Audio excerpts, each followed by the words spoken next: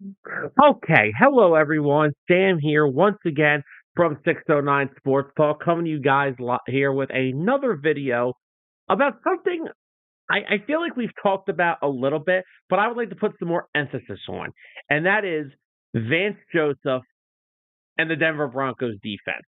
Now, we all know last year, Vance Joseph went back to the Broncos. He was their head coach for 2 years back in, I believe it was 2018. And then, of course, he was fired, went to Arizona for a little bit to be their defensive coordinator. And now he ultimately returned to the Broncos to be their defensive coordinator. And last year, I got to tell you, he had that Broncos defense humming. They have all the talent in the world. They're young. They're on the rise. Of course, we're not even talking about the most important side of the ball for the Broncos. And of course, that is the offense led by Sean Payton and young phenom quarterback Bo Nix, who is entering his second year. But today we're going to take a really deep dive into the Broncos defense and why I believe it is going to go from a really good defense last year to an even better one in 2025. And let's just here in my notes, let's here on the good old cell phone here, let's just look at the talent they have coming back from last year's defense.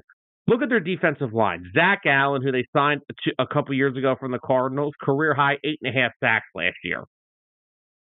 Then you have John Franklin Myers, who they signed about a year ago away from the Jets, a career high 7 sacks. Then, of course, up the middle, you got DJ Jones, man in that nose tackle position. And then if we go down, look at their linebackers, their edge rushers. They have Nick Bonito, who is coming off a sensational year where he had 13.5 sacks. They also have Jonathan Cooper, who they drafted 4 years ago. He's coming off a career high 10.5 sacks. So you've already got a front five there of 2 good edge rushers and 3 really talented defensive linemen that just get after the quarterback. And then, of course, also with their off-ball linebackers, they have Alex Singleton, who is coming off an injury, yes, but when he is healthy, Alex Singleton is a straight-up tackling machine.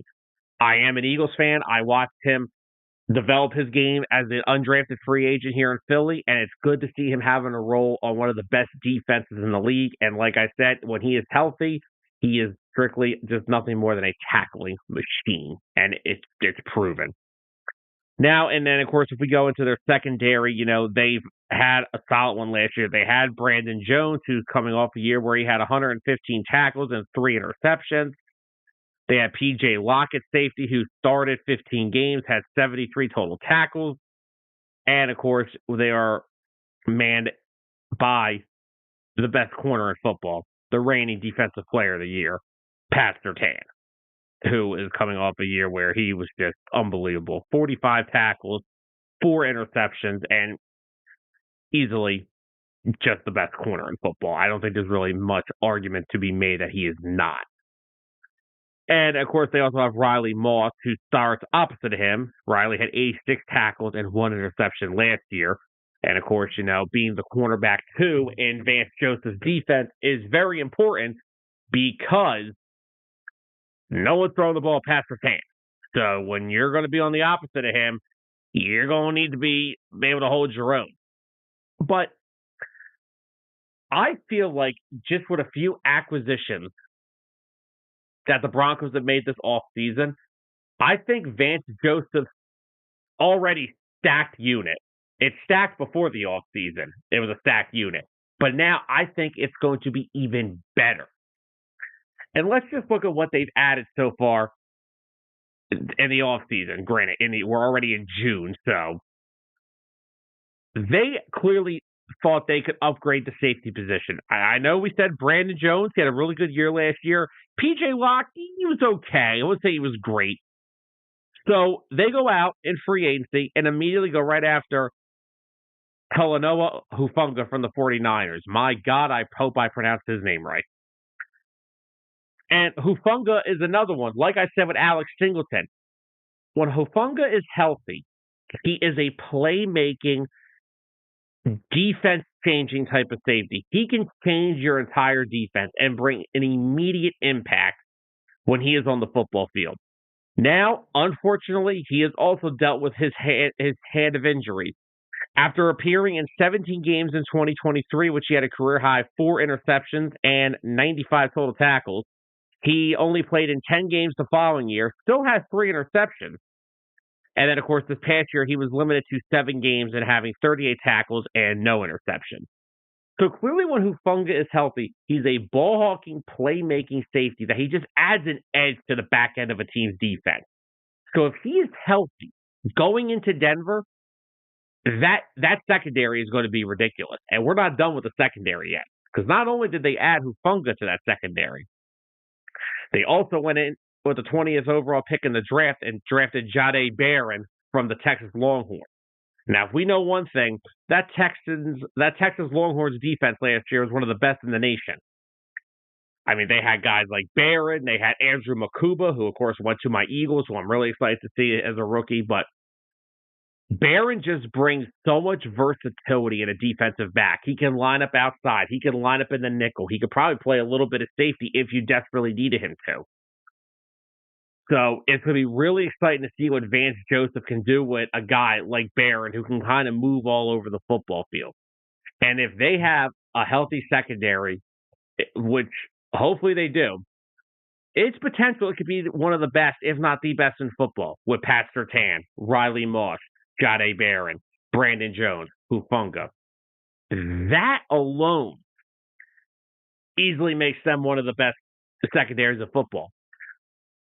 Now, if you look at their front seven, like we already talked about, you've got your 2 edge rushers. You got Benito, you've got Cooper, you got Jonathan Cooper.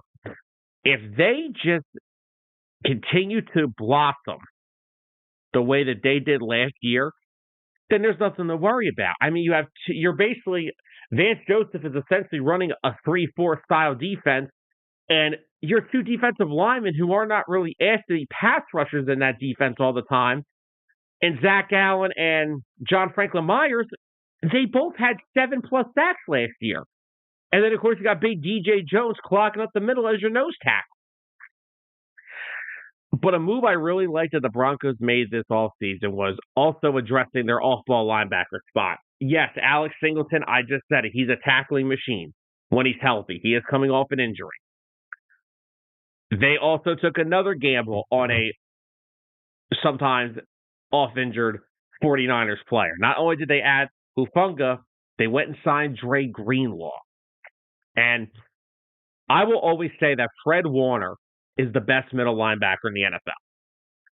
He is the leader of that 49ers defense. I believe Dre Greenlaw is was the heart and soul of that 49ers defense. Because when he's on the field, their entire defense played with some type of an attitude that you didn't see when he was off the field. You saw it in the Super Bowl after he got hurt. The impact that he brought to that team and what that injury did to them on the field. They just honestly, I don't think they could have mentally recovered from it. So if Dre Greenlaw could just get back to half of what he was when he was healthy, the Denver Broncos have a stacked defensive unit. I mean, you've got game changers on every level of the defense, if healthy.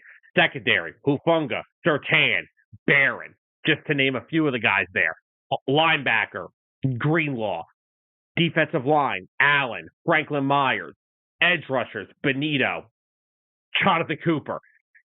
This has got to be one of the most well put together, young, fast, versatile, talented, most stacked defenses in the entire NFL.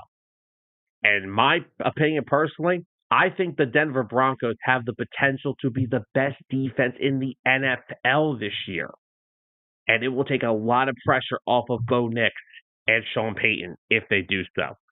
And, of course, the pressure is going to be on defensive coordinator Vance Joseph to do it. Vance Joseph is a very well-regarded defensive coordinator in this league. He's been around the league for a while. And he had this group playing really good last year. I am expecting them to be even better this year. So, to all my Bronco fans, your defense is legit. And it probably could potentially be the best in the league. So, guys, I hope you enjoyed this video, and I will see you next time.